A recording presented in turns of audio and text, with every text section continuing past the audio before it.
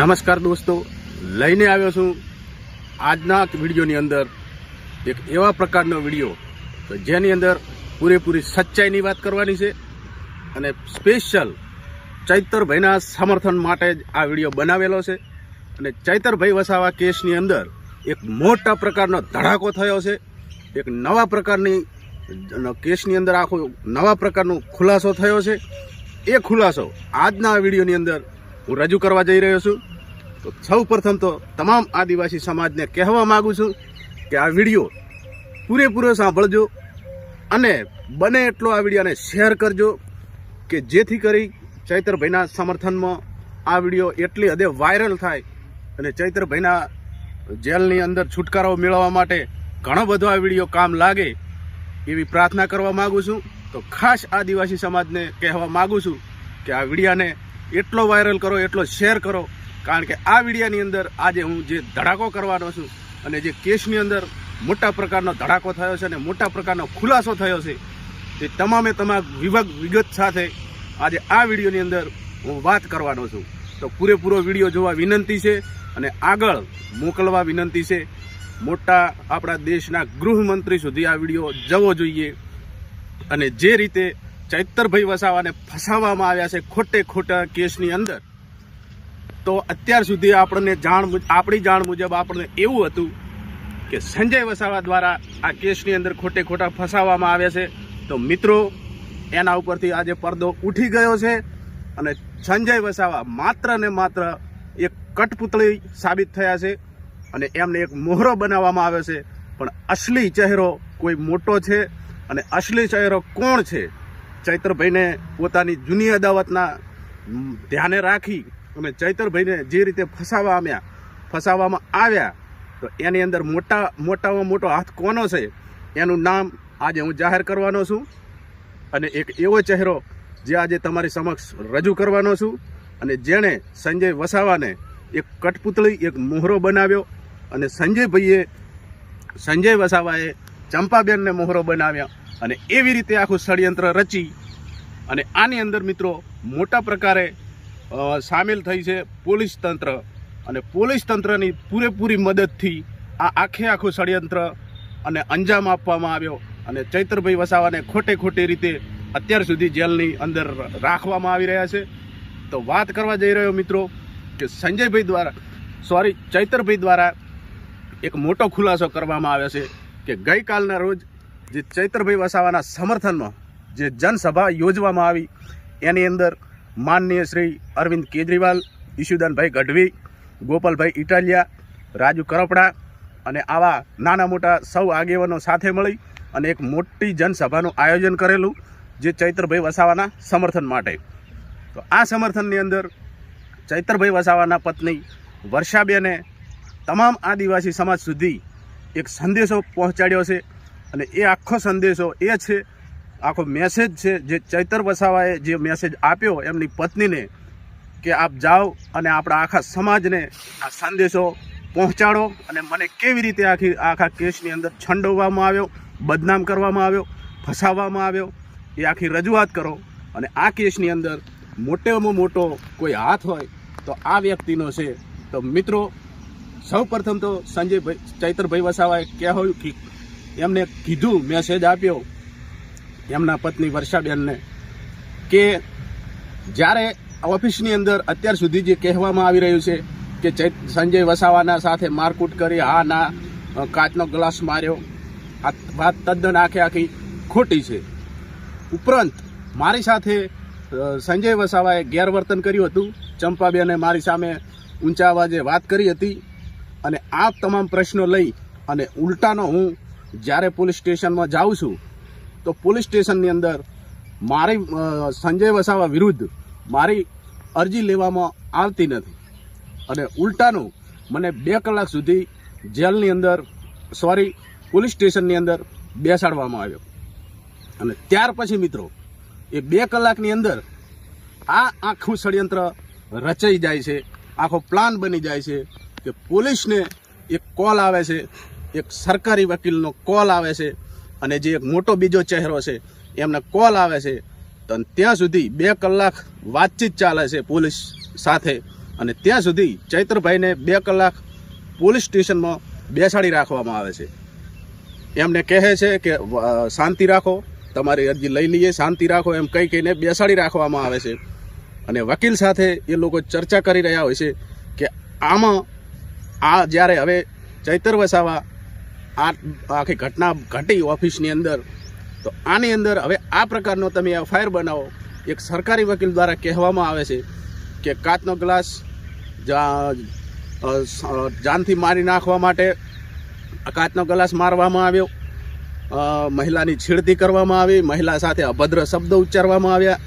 આ પ્રકારની એક 307ની કલમ લાગે અને 109ની કલમ લાગે એ પ્રકારની આ સરકારી વકીલ દ્વારા એફઆઈઆર બનાવવામાં આવે અને એ પણ ચૈતરભાઈ વસાવા વિરુદ્ધ.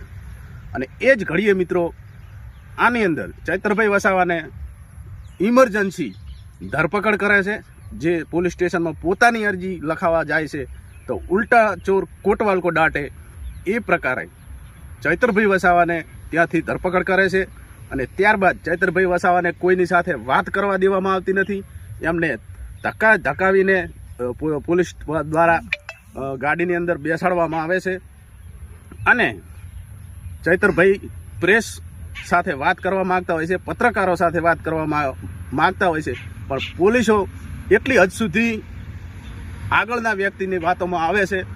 અને આગળનો વ્યક્તિ ઉપરી અધિકારી જે છે એ કોણ છે, જેના દબાણમાં આવી, જેના સમર્થનમાં આવી અને ચૈતરભાઈના વિરુદ્ધ કાર્યવાહી કરવામાં આવે છે. અને ચૈતરભાઈને કોઈની સાથે વાત પણ કરવામાં દેવામાં આવતી નથી. એ અત્યાર સુધી આપણે જોયું. અને ત્યારબાદ મિત્રો 2-4 દિવસ પછી જ્યારે ચૈતરભાઈને સેશન કોર્ટમાં લઈ જવામાં આવે છે, એ સમયે વકીલોને પોલીસ દ્વારા અંદર જવા દેવામાં આવતા નથી. ઘણો બધો સમય વકીલોને પણ બહારે રોકવામાં આવે છે, એ પણ આપણે જોયું.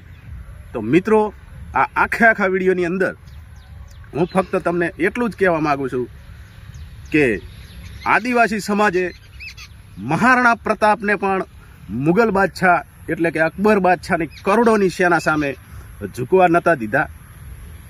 તો આ એ જ આદિવાસી સમાજ છે કે જે પોતાનો મહારાણા ચૈતરભાઈ વસાવા એને કેવી રીતે ઝૂકવા દે છે.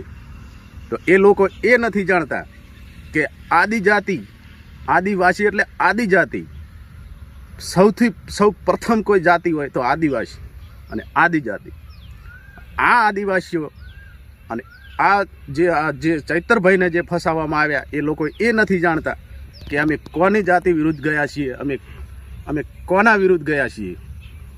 આદિવાસી સમાજ અત્યારે માન મર્યાદામાં રહી અને વાત કરી રહ્યું છે એ હદ સુધી વાત બરોબર છે.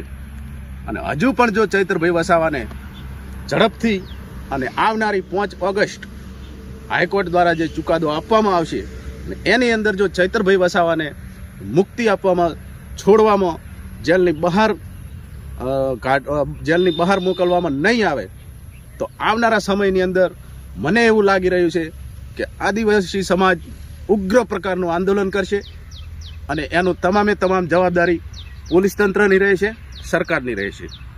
તો હજુ પણ સમય છે. સંજયભાઈ વસાવાને પણ કહેવા માગું કે હજુ પણ સમય છે. તમે કોઈની કઠપુતલી ના બનશો.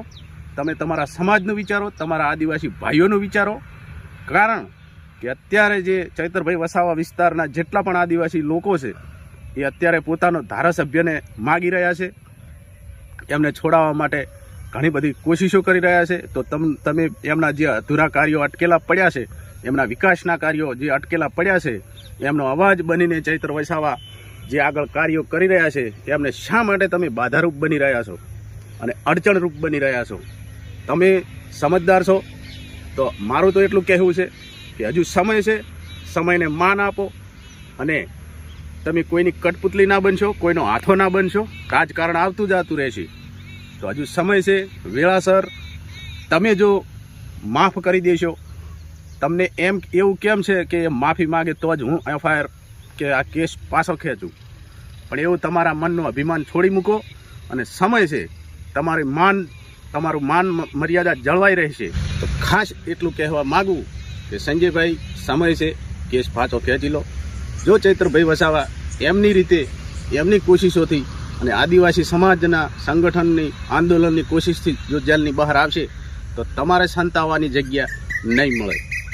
અને હવે મિત્રો વાત કરવા જઈ રહ્યો છું કે આખો કેસને રચાવનાર, આખું ષડયંત્ર રચાવનાર જો કોઈ મોટો હાથ હોય તો મિત્રો નર્મદા જિલ્લાના પ્રશાંત સુબે જે એસપી છે એમને ચૈતરભાઈ વસાવા દ્વારા એક બુટલેગરોના સાથે હપ્તો લેતા એમના હપ્તા સ્વીકારતા એક વિડીયો શૂટિંગ કરેલું છે, જેની અંદર એમની સંડોવણી થવા જઈ જે ગુનેગાર સાબિત થાય એમ હતા.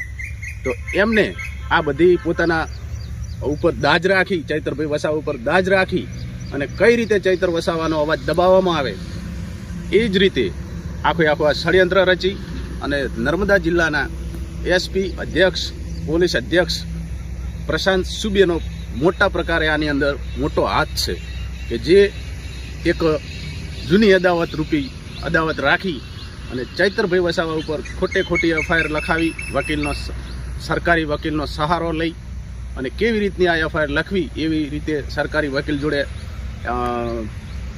વાતચીત કરી અને સરકારી વકીલ દ્વારા જે સૂચના આપવામાં આવી અને જેવી રીતે એમને સમજાવવામાં આવે એવી રીતે એફઆઈઆર લખવામાં આવી અને એ પ્રકારે ચૈતરભાઈ વસાવાને જેલની અંદર અત્યાર સુધી રાખવામાં આવી રહ્યા છે.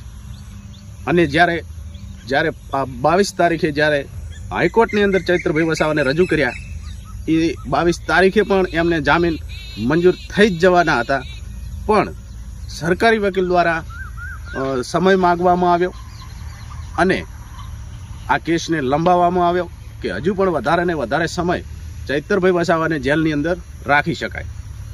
નહીંતર મિત્રો 22 તારીખે ચૈતરભાઈ વસાવાને જામીન મળે છૂટકો હતો, પણ ત્યાં પણ સરકારી વકીલ નડતરરૂપ બને છે, એસપી સાહેબ નડતરરૂપ બને છે, જે પ્રશાંત સુબે છે એ પણ નડતરરૂપ બને છે અને ફરી પાછા 10 દિવસ લંબાવી દેવામાં આવ્યા.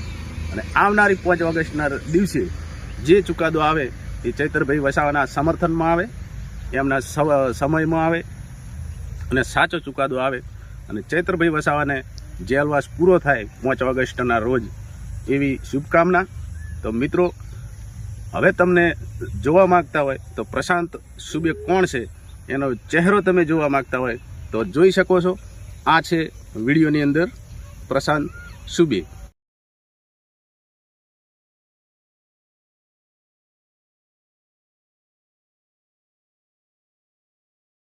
તો મિત્રો વિડીયોની અંદર જોયું કે જે રીતે નર્મદા જિલ્લાના પોલીસ અધિક્ષક એસપી પ્રશાંત સુબે આને કોઈ જૂની દુશ્મની આની દાજ કાઢવા માટે ચૈતરભાઈ વસાવાને આવી રીતે આખું ષડયંત્ર રચી અને ફસાવવામાં આવ્યા છે. બાકી ઓફિસની અંદર જે બબલ થઈ, માથાકૂટ થઈ, એમાં ચૈતરભાઈનો કોઈ જ વાંક નથી. અને ખાસ વાત એ હતી કે અત્યાર સુધી ઓફિસના જે સીસીટીવી વિડીયો હતા એ પણ આ પ્રશાંત સુબેના કહેવાથી ત્યાંના પોલીસ અધિકારીઓએ તાત્કાલિક આખા વિડીયો ડિલીટ કર્યા કે જેથી કરીને આ વિડીયો ક્યાંય રજૂ કરી શકાય નહીં. નહીંતર જો આ વિડીયો રજૂ થાય તો ચૈતરભાઈ વસાવા નિર્દોષ સાબિત થાય અને સંજય વસાવા આરોપી સાબિત થાય એવું જ કંઈક વિડીયોની અંદર હતું. તો જેના કારણે પ્રશાંત સુબેના કહેવાથી, સરકારી વકીલના કહેવાથી ઓફિસના તમામ સીસીટીવી વિડીયો ડિલીટ કર્યા અને ફક્ત માત્ર એક એમનો બનાવટી વિડીયો રાખવામાં આવ્યો, જે વિડીયાની અંદર સંજય વસાવાનું થોડું શટ ફાટેલું છે અને એ મિત્રો સંજય વસાવાએ પોતે જાતે જ ફાડ્યું હોય એવું આપણને લાગી રહ્યું છે.